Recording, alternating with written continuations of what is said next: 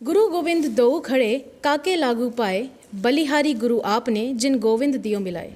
जी हाँ, नमस्कार दर्शकों, न्यूज़ फॉर यू में मैं साक्षी साहनी आपका हार्दिक स्वागत करती हूँ। इस वक्त हम लोग मौजूद हैं साहिब बंदगी की एक मशहूर हस्ती सतगुरु मधु परमहंस, जिन्हें हर कोई जानता है। आइए उनसे ज़रा बातचीत करते हैं। तो नमस्कार। नमस्कार जी। नमस्कार। मैं आपसे सबसे पहले यही पूछना चाहूँगी कि एक गुरु का हमारे जो समाज है उसमें क्या रोल है? आप देख रहे हैं, बिल्कुल आपका सवाल बड़ा यूनिक है। आप देखें, पुलिस का एक रोल है समाज में शांति स्थापित करना। डॉक्टरों का रोल है कि समाज में अच्छे स्वास्थ्य को स्थापित करना। इस तरह एक अध्यात्मवादी का सिद्धांत है समाज में ईश्वर तत्व का बोध देना। इसलिए वो परमात्म तत्व का बोध देता है, क्योंकि इस जीवन के बाद भी जीवन है, ऐसी मान्यता दुनिया के जितने धर्म हैं सब में है। तो वो इस लाइफ के बाद अगली लाइफ कैसे हम जिएं, आत्म साक्षात्कार कैसे करें, आत्मा क्या चीज़ है, परमात्मा क्या चीज़ है, परमात्मा कहाँ रहता है, उसकी प्राप्ति का साधन क्या है। Because the realisation of God is not possible without perfect master. We should need to search perfect master. तो एक पूर्ण गुरु के बिना इंसान परम तत्व की प्राप्ति नहीं कर सकता है। यहाँ तक कि हम भौतिक चीज़ें भी देखते हैं, वो भी एक दर्शक के द्वारा सीखते हैं। इसलिए गुरु का एक लक्ष्य होता है शिष्य को ईश्वर तत्व तक पहुँचाना।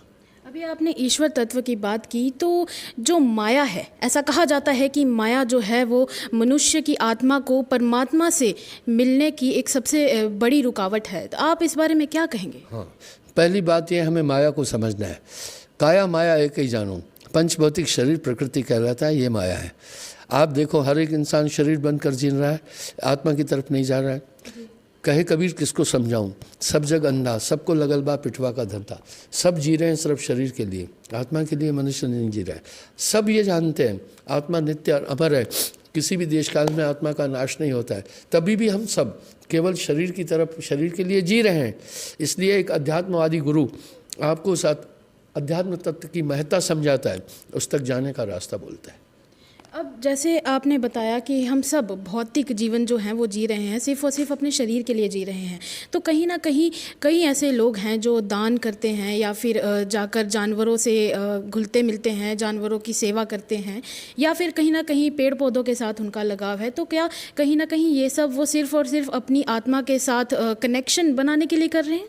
सबसे पहली बात है, जो भी शुभ कर्म है वो गलत नहीं है, पर शुभ कर्म का फल हमें स्वर्ग आदि लोकों में मिलता है। इससे हम परम तत्व की प्राप्ति नहीं कर सकते हैं, लेकिन कुछ ना कुछ तो प्राप्त हो ही जाता है, क्योंकि आत्मा कर्म अकर्म दोनों से परे है।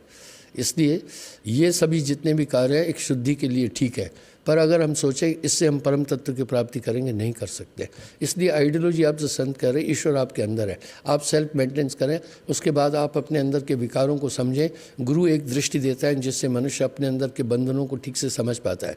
जब आपको कोई पत्थर मारा, अगर आपने पत्थर आते देखा तो बचाव कर लेंगे, लेकिन अंधेरे में पत्थर मारा आप नहीं देख पाते। इस तरह जीव हृदय तंभो विषय की, इंसान संसार के कार्यों में लगा हुआ है, भौतिक जीवन जी रहा है, आध्यात्मिक जीवन नहीं जी रहा है। इसलिए गुरु अध्यात्म जीवन की ओर प्रेरित करता है, तब वो ये सब चीज़ें इजी हो जाती हैं।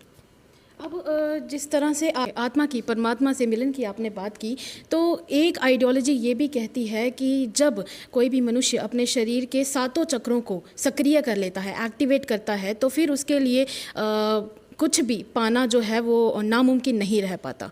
ये 7 चक्र शोधन जो है, चक्र शोधन चक्र भेदन है, इससे सिद्धियां प्राप्त हो जाएगी, शक्तियां प्राप्त हो जाती है, लेकिन परम तत्व की प्राप्ति नहीं हो सकती है। वो एक अदद गुरु के सानिध्य से, उसके द्वारा प्रेषित अध्यात्म शक्ति से ही हो सकता है, वरना नहीं हो सकता है। तो फिर मनुष्य को जब ये सब उपलब्धियां हासिल हो जाती हैं, जब इंसान की आफ्टर लाइफ शुरू होती है, तो फिर उसके बाद उसके साथ सबसे पहले क्या किया जाता है? उसके पहले हमें एक गुरु को धारण करना है, उनकी शिक्षा का अनुकरण करना है, जिन चीज़ों को वर्जित किया उनको नहीं करना है, पाप कर्मों से बचना है। उसके साथ वो अध्यात्म शक्ति प्रेषित करता है शिष्य को दीक्षा देते समय। फिर अपने अंदर के विकारों को वो देखने लगता है, अपने पर सेल्फ कंट्रोल कर लेता है और अपना पूरा कंसंट्रेशन ईश्वर की तरफ लेता है। जब मनुष्य की आत्मा शरीर को छोड़ देती है, फिर उसके बाद उस आफ्टर लाइफ में सबसे पहले किस चीज़ का जो हिसाब किताब है वो किया जाता है? क्योंकि जहाँ तक मैंने सुना है तो यही सुना है कि पुण्य और पाप का हिसाब किताब होता है। आप तो गुरु हैं, आप ज़रा मार्गदर्शन कीजिए। हाँ, मुझसे ये सवाल पहले भी बहुत लोग पूछ चुके हैं कि भाई हर एक आदमी का लेखा जोखा लिखा जा रहा है, कौन लिख रहा है, वाह, कहाँ से कागज़ आए, कहाँ से कलम आई, कौन सी फैक्ट्री में बना। मैंने उस सज्जन को कहा आज मैं तुम्हें वो फैक्ट्री भी दिखा दूंगा और लेखा जोखा कैसे होता है वो भी बता दूंगा। आपने पूरी लाइफ में जो जो भी क्रियाएं की आपको याद है ना सब, इसका मतलब मेमोरी कार्ड है ना आपके पास में, जिसमें 2 अरब बातें, 2 खरब बातें याद रखने की ताकत है। धर्मराज जब हिसाब लेखा जोखा लेता है वहाँ गवाही नहीं चाहिए। आपने किसी को तमाचा मारा, तमाचा मारते दिखाया जाएगा वहाँ, इसलिए वहाँ कापी कलम की ज़रूरत नहीं है। आपने देखा स्मार्टफोन स्टार्ट होने के बाद में कई चीज़ें स्टॉप हो गई, पहले टार्चें थी वो भी ख़त्म कर दी गई, टाइप राइटर भी चले गए, सब चीज़ें इसी में आपको मिल रही है। इसी प्रकार मानव तन में बड़े ऑप्शंस हैं, इसलिए उसके पूरे कर्मों को दिखाया जाता है। कर्मानुकूल देही प्राप्त करता है, लेकिन जो आदमी अपने आत्म तत्व को प्राप्त कर लेता है उसके बाद उसके लिए ये चीज़ें नहीं रह जाती हैं। जैसे धीमर जाल डाल क्या करिए मीने हो गया पानी, अगर मछली को पानी बनने की कला आई ना तो किसी भी जाल में फिर नहीं आ सकती है। इसलिए जब वो तत्व की प्राप्ति करता है जन्म मरण से परे हो जाता है। तो सद्गुरु, आध्यात्म में जब बात की जाए अध्यात्म की, तो फिर आत्मा को आध्यात्म से जोड़ने का जो रिश्ता है वो किस तरह बनता है? दरअसल क्या है, आत्मा के पास कुछ भी आहूत नहीं करना है, ये कम बेशी नहीं होती। आपकी आत्मा में कुछ भी कम नहीं हुआ है, ऊपर का सिर्फ गंदगी हटाना है, मन और माया की संकल्प विकल्प हटाने के बाद जो अभिष्ट रहता है वो आत्मा है। मन बुद्धि चित्त अहंकार और इन सब का निग्रह करने के बाद जो बाकी बचा वो आत्मा है। आत्मा को कहीं से आहूत नहीं करना है, विद्यमान है आप में।